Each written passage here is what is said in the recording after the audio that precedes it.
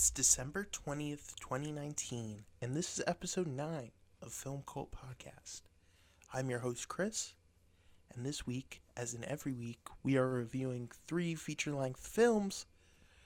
Something special about today's episode, though, is that there will be 3 animated pictures. I mentioned in previous episodes that I have never done animated movies. Just as far as these 9 episodes have gone, I just haven't gotten one in my list. I was purposely excluding them. And now today, we will finally be reviewing 3 of them. And that is because we're reviewing 3 movies by the same animation studio. And that studio is called Laika. Laika has made movies such as Coraline, ParaNorman, Missing Link, Box Trolls, just to name a few. And today we're going to look at 3 of them and just have a discussion, as we always do, about 3 different movies. So that is today's episode, and I just wanted to mention briefly before I start the review of those 3 films that this is the second to last episode of 2019. This is the last episode before Christmas. Next week's episode will be the last episode before the new year, of course, and that will be episode 10. And so to have 10 episodes done of this podcast that didn't exist 10 weeks ago is really, really something special to me. I really love movies. If you can't tell, I love talking about them. I love reviewing them, and it's been a pleasure to create this whole channel and podcast and to have 5 subscribers. I know that sounds silly to say, but I really appreciate the support from anyone. And of course, I'd be doing this if nobody was listening anyway. That's pretty much the whole point of the first episode, was me just saying, this is something I want to do. Whether people are listening or not, this is what I'm doing. So that was a big thank you to everyone who's listening, or everyone whose first time is listening is right now. Thank you so much for checking out the channel. So without further ado, we are going into our first review, and that is for 2009's Coraline, which was written and directed by a familiar name to some, I assume, definitely to me, and this is Henry Selick. He wrote and directed this movie. He wrote and directed A Nightmare Before Christmas. I know he directed James and the Giant Peach. Those are 2 very big movies of my childhood. And so to have him on this movie as well, which was, again, produced by Laika. They are the ones who made the stop-motion animation for this movie. And that is the theme of today. So let's just talk about Coraline. This movie, I remember seeing this movie in theaters in 2009 when it came out. I was obviously 10 years younger than I am today. So being 11, this was probably like a perfect age range for me to go see this movie. It's a kid's movie, but there are darker and kind of creepier tones in this film. Of course, with this other world that the plot kind of gets into, and I'll get into most of that, but it's hard not to talk about right off the bat, of course, the animation. The stop motion is incredible. It's really hard to not be like taken aback by how beautiful and how masterful it's done. When you think about how stop motion animation works and taking a puppet or a clay figure and moving it in a very tiny way and altering it frame by frame by frame to create movement, and then taking that idea and making that for an entire feature-length film is just incredible. And to recommend, which I'm going to do, is just any type of behind-the-scenes footage or making of that you can find about not only Coraline, but of all 3 of these films and all of Laika's films. The stop motion and the amount of patience and artfulness and just absolutely craftsmanship of creating all of these characters and sets is just amazing. It's so cool to watch. Anything on YouTube, like I said, just any behind the scenes that shows you the creation of the characters. Like, I'm talking the hair on their heads is individually put onto these clay figures that they use for Coraline, for any of the characters. It's just individual hairs being placed. And one thing that I did want to mention was I saw a post recently on Facebook about Toy Story 4, and kind of about, more or less about the animation of that, which is obviously computer generated animation. It was just hero shots of each character in Toy Story, so Woody, Buzz, Little Bo Peep, so on and so forth. And these very close macro shots of them, and you could see all the detail in like the shines of the plastic and the wear and tear on the textures on their materials of these figures.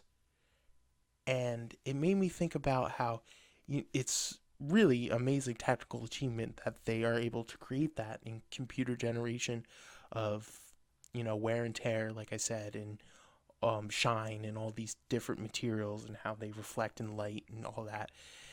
But to see that in a stop motion movie like this, that that was made by hand by a person.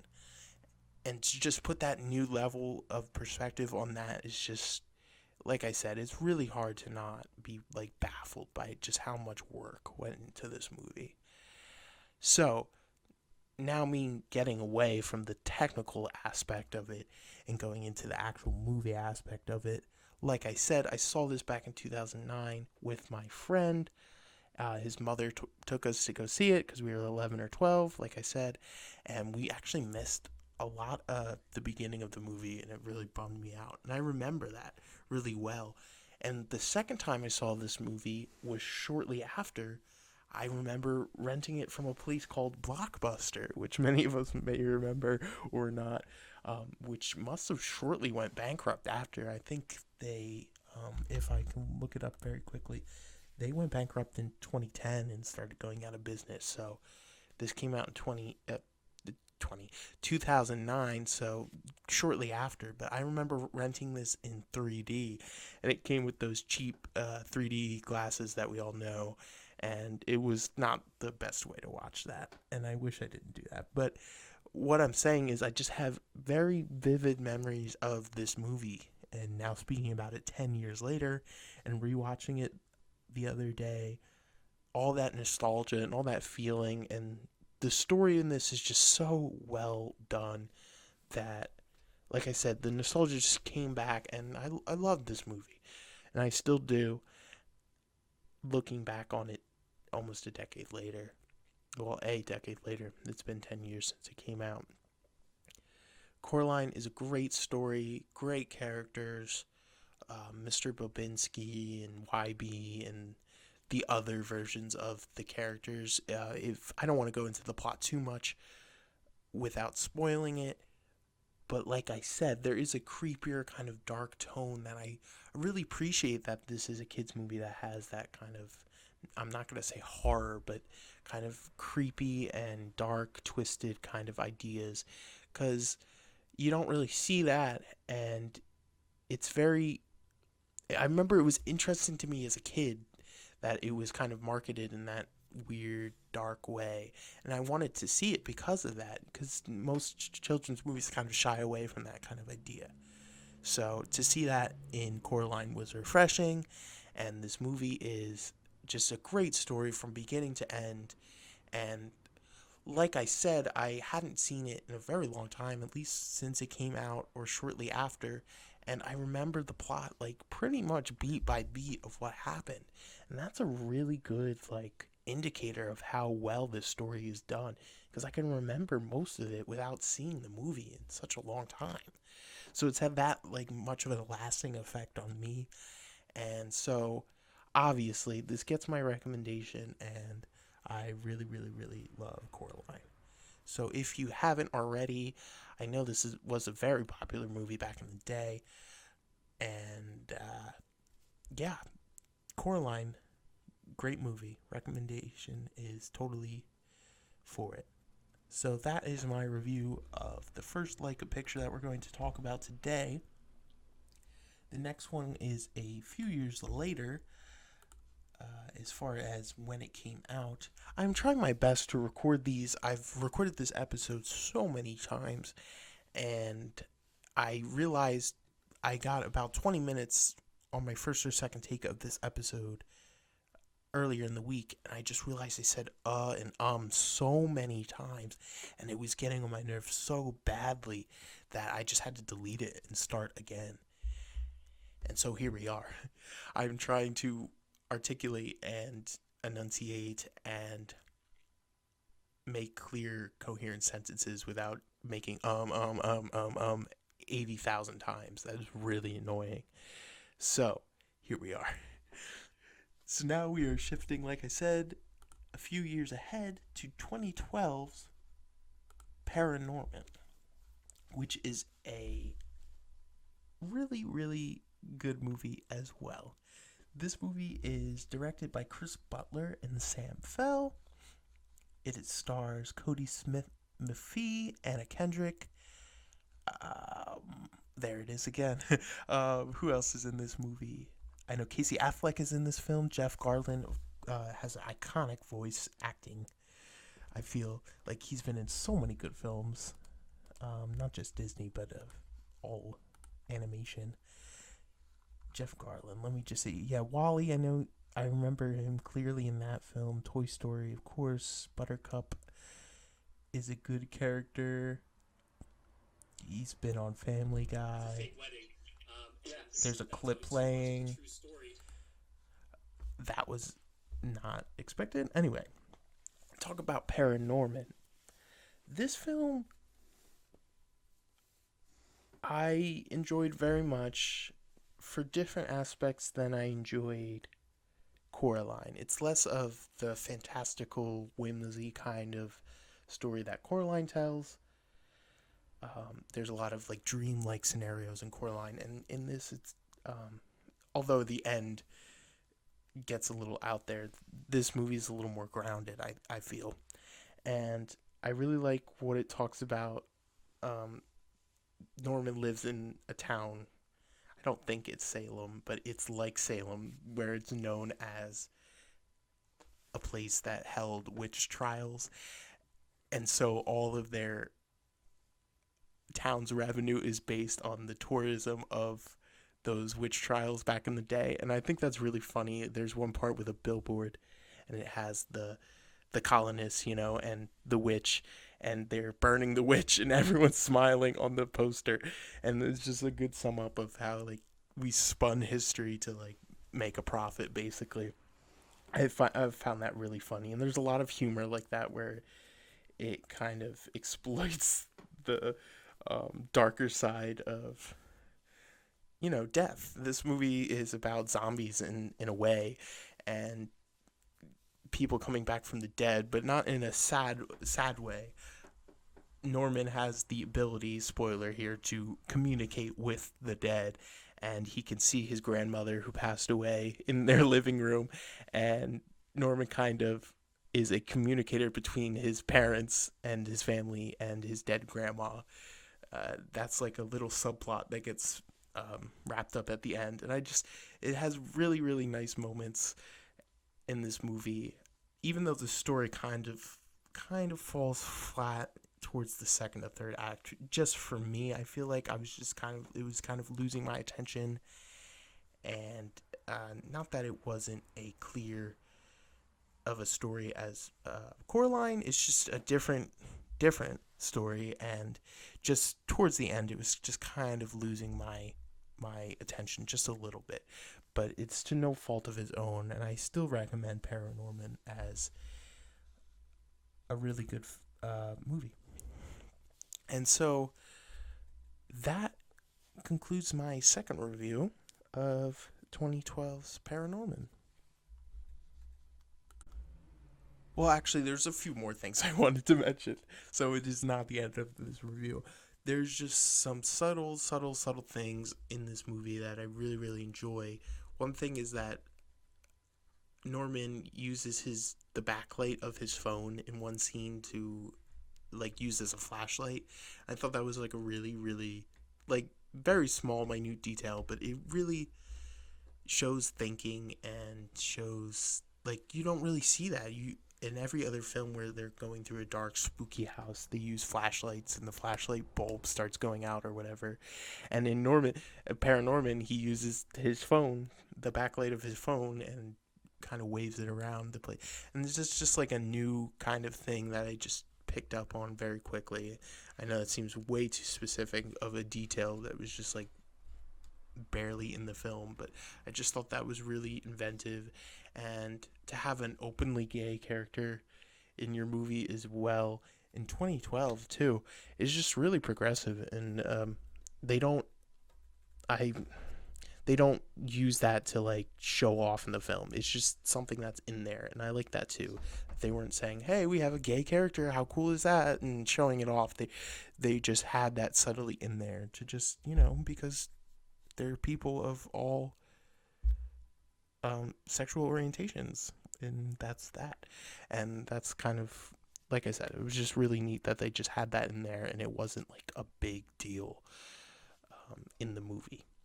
So that now concludes my review of ParaNorman, and it gets a soft recommendation from me. Not because it's bad or anything, just like I said, the story was a little bit lacking just for me, my personal taste. And as a final side note, I watched this film completely for free on YouTube. And I don't know how or why it was uploaded in its entirety, but if you were interested in checking out this movie, it is completely free on YouTube. So that is that.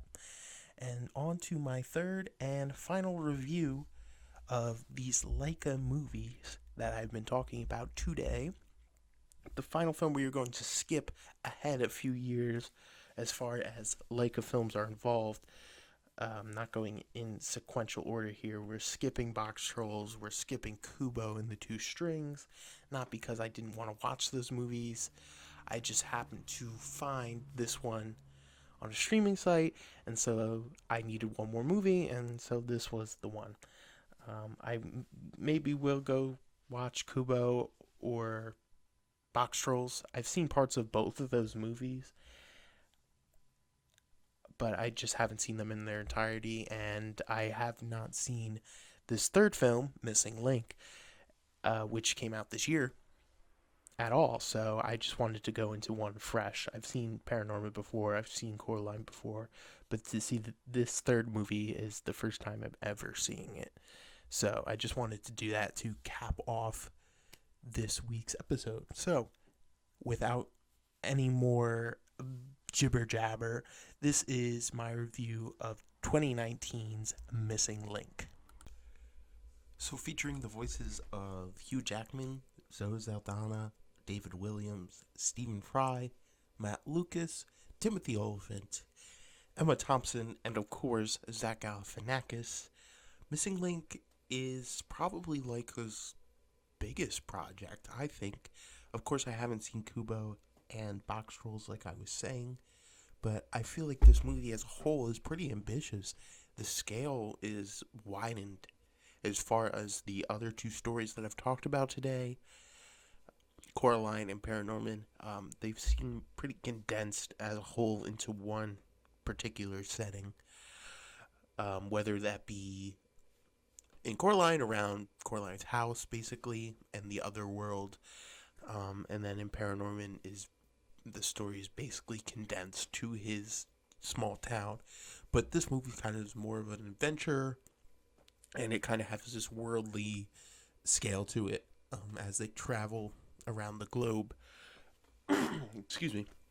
So, that being said, I think, this movie is very ambitious in that regard. And another thing that I just read a bunch about in the trivia of this film is that it's the first movie by them to not have a focus on kids. Kids were always the star of the other films in the Leica world.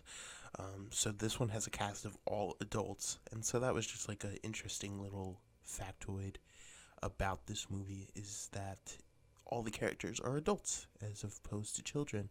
This was directed again by Chris Butler, who also did ParaNorman. I believe he did Kubo and the Two Strings as well. Obviously, he's a very talented person in the Leica world for making these movies and being the head person for all these movies. So this movie takes place about the late 1800s, I would say. I don't remember if they specifically put in a time period, but that's about what you can generalize. And Hugh Jackman is playing an adventurer, a discoverer of sorts. He's a just an adventurous person, and he is looking for the next big discovery, and that of which might be Sasquatch, who is played by Zach Galifianakis quite perfectly. The humor in this movie is so good. It definitely keeps your interest throughout. Hugh Jackman and Zach Galifianakis really play well off of each other. Zach Galifianakis' humor is most of the time literal and very different from most comics, and I think it works perfectly for this character. I really think they wrote Susan, the name of the Sasquatch, perfectly for his voice acting. And the story is, like I said, a broader range. There's more action scenes in this movie than in the previous two that I mentioned. Everything just seems to be magnified a lot, and I appreciate that because it shows that the movies are just growing and growing, and they are not stopping or holding back from anything from making the previous movies. Coraline has some huge scenes in a garden where everything's lighting up, and that was another movie that I watched, not a movie, but another behind the scenes shot that I watched on YouTube of how they did that scene, and just the amount of work and crazy aspects of creating a scene like that. And then I think about the scenes in this movie, and again, it's just something that you wouldn't even begin to know how to pull off, to be honest. It's just really cool. They have constructed over 110 sets with 65 unique locations for this particular film, Missing Link. So to just put that in your head as something that they did, it's crazy. So like I said, the story really good. The characters are really good. Obviously, with all those names that I just mentioned before, the voice acting is going to be great. And yeah, Missing Link definitely caps off perfectly the Leica experience, I think. And it also gets my recommendation. It's a fun little film. All these films are family oriented, and it will be equally enjoyed by kids and adults. Especially Coraline, especially all of them. Coraline, ParaNorman, Missing Link, all three that I mentioned today. Those are perfect blends of kids' movies. I'm putting air quotes with my hands right now. Kids' movies that adults will definitely enjoy as well. Not only for the humor, but just the overall attention to story.